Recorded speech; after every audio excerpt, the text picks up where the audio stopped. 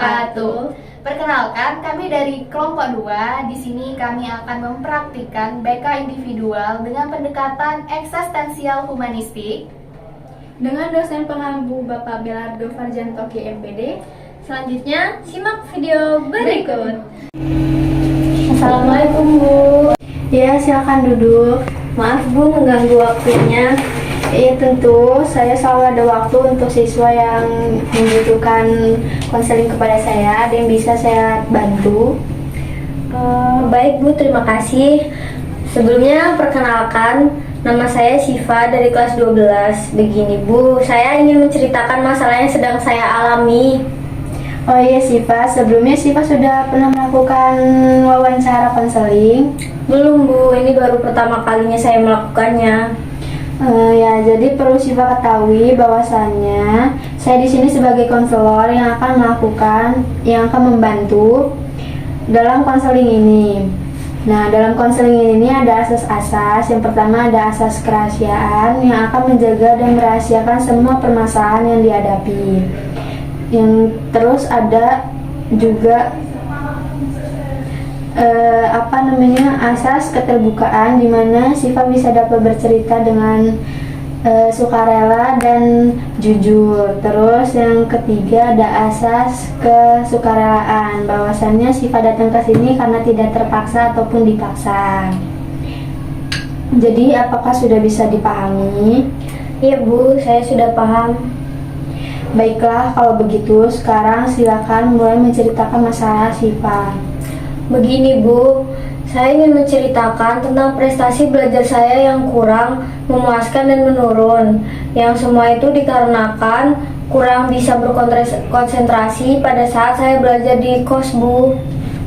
Ya, nampaknya Siva merasa sedih ya. Memang benar demikian Bu, saya sangat sedih.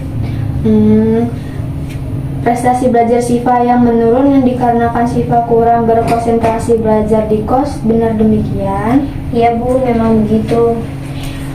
Bisakah Siva ceritakan lebih lanjut mengapa bisa demikian? Begini Bu, kemarin guru matematika itu guru matematika itu membagikan hasil ulangan harian saya yang dilaksanakan seminggu yang lalu. Ternyata hasil ulangan harian saya masih jauh di bawah rata-rata kelas Bu. Karena ulangannya mendadak, makanya saya mendapatkan nilai kecil. Lalu pada dasarnya Siva masih merasa kecewa dengan hasil yang Siva dapatkan. Iya Bu, memang benar. Akhir-akhir ini nilai ulangan yang saya peroleh itu selalu di bawah rata-rata, yang akibatnya prestasi belajar di kelas menurun dan anjlok, yang membuat saya menjadi sedih Bu. Selain itu juga tuan rumah di kos saya tidak pernah menghiraukan kosnya, padahal saya sudah melaporkan hal tersebut Bu. Terus karena saya kurang menyenangi pelajaran matematika, makanya saya turun prestasinya Bu. Selain itu juga kalau saya pulang ke rumah, saya jarang diperhatikan Bu dengan orang tua saya. Mereka sibuk dengan urusannya masing-masing sampai lupa dengan saya. Begitu Bu masalah saya. Baik, saya memahami tentang hal itu. Coba Siva bisa menceritakan bagaimana cara belajar Siva, baik itu di kos maupun di sekolah. Mungkin berkaitan dengan pencapaian prestasi Siva sekarang dan kenapa Siva tidak menyenangi pelajaran matematika. Ya Bu, saya menyadari pada dasarnya cara belajar saya belakangan ini kurang baik. Saya kurang berkonsentrasi dalam belajar, yang semua itu diakibatkan karena kondisi lingkungan tempat tinggal saya Bu kurang mendukung dalam proses belajar saya di kos. Padahal tuan rumah kos saya sudah saya kasih tahu. Selain itu guru matematika yang seenaknya saja mengajar, dan orang tua saya juga yang kurang memperhatikan saya Bu. Berarti prestasi belajar Siva menurun akibat dikarenakan Siva kurang bisa berkonsentrasi dalam belajar yang diakibatkan karena kondisi lingkungan kos. Siva yang kurang bisa mendukung dalam proses belajar dan juga guru matematika Siva yang seenaknya mengajar dan orang tua Siva yang tidak memperhatikan Siva, begitu ya? Iya Bu, memang demikian. Baiklah Siva yang sudah saya dengar tadi, Siva ingin sekali bisa memperbaiki prestasi Siva. akan tetapi tidak mampu karena Syifa bingung untuk mencari solusinya. Benar begitu? Ya Bu, memang betul demikian. Dan karena itulah prestasi belajar Syifa menjadi menurun dan Syifa mempunyai pikiran bahwa lingkungan kos dan teman-teman Syifa kurang mendukung dalam proses belajar di kos. Dan juga guru matematika Syifa yang seenaknya mengajar dan memberi ulangan, dan orang tua Syifa juga yang cuek kepada kamu dan juga kurang menyenangi pelajaran matematika. Ya Bu, memang begitulah keadaan saya. Saya akan berusaha mengatur jadwal belajar saya. Saya juga akan membicarakan lebih lanjut kepada bapak kos saya tentang masalah ribut itu Bu. Dan juga guru saya itu akan saya coba untuk mencari jalan keluarnya dengan bicara langsung dengan guru itu supaya saya senang belajar matematika. Dan saya juga akan mengajak orang tua saya berbicara, dan saya akan jujur Bu supaya mereka memperhatikan saya. Begitu Bu. Bagus Syifa, itu ide yang bagus. Saya mendukung dengan ide Syifa. Jadi Syifa akan menggunakan waktu belajar dan juga mencoba membicarakan dengan teman, guru matematika dan juga orang tua Syifa. Saya yakin Syifa pasti bisa melakukannya. Apa Syifa bisa berjanji untuk bersungguh-sungguh melakukan, dan dari kapan Syifa melakukan hal tersebut, dan kapan Syifa memberitahu saya tentang hal yang akan Syifa lakukan itu? Ya Bu, saya berjanji akan berusaha untuk melakukan rencana tersebut agar tidak terlalu menjadi beban yang lebih berat buat saya Bu. Mulai besok saya akan melakukan demi masa depan saya dan juga demi orang tua saya Bu. Secepatnya saya juga akan mengabarkan kepada Ibu tentang hal ini, mungkin seminggu lagi Bu. Baguslah Syifa telah menemukan solusi yang saya kira sangat baik, dan Syifa harus tetap bersungguh-sungguh untuk melakukannya agar tercapainya keinginan Syifa untuk memperbaiki prestasi belajar Syifa. Bagaimana Syifa? Ya Bu, benar juga yang Ibu katakan. Memang sudah semestinya saya bersungguh-sungguh untuk melakukannya.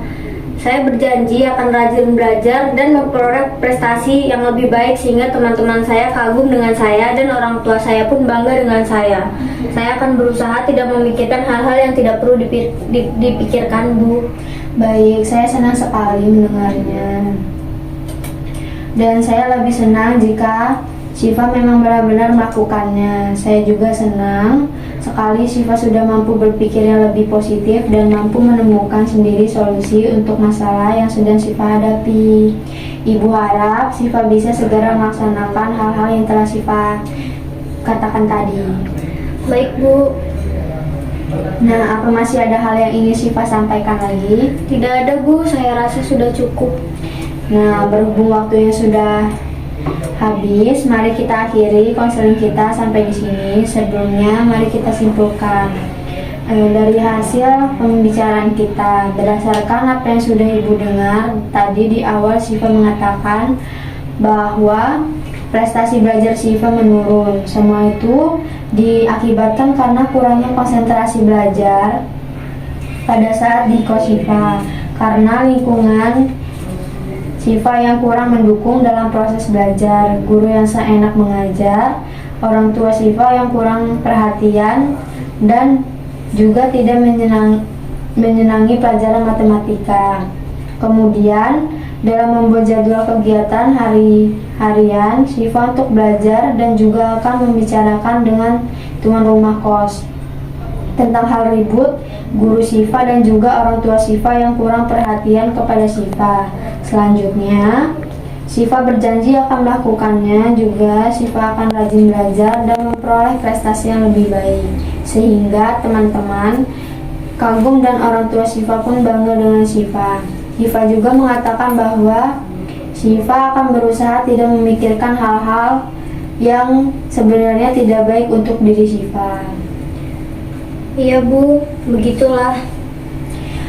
Baiklah, kalau begitu wawancara konseling ini sudah bisa kita akhiri. Dan Ibu harap Syifa tidak takut untuk atau malu untuk datang menemui saya lagi, karena saya selalu siap untuk mendengar dan membantu Syifa untuk memecahkan masalah yang Syifa hadapi dan mencari solusinya bersama-sama. bagaimana perasaannya Syifa yang telah melakukan konseling ini?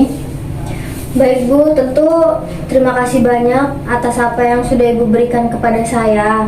Saya merasa lega dan senang sekali Bu. Saya juga sudah tahu apa yang akan saya lakukan setelah ini Bu. Kalau begitu saya permisi dulu ya Bu untuk kembali ke kelas. Selamat siang Bu. Ya Syifa, selamat siang.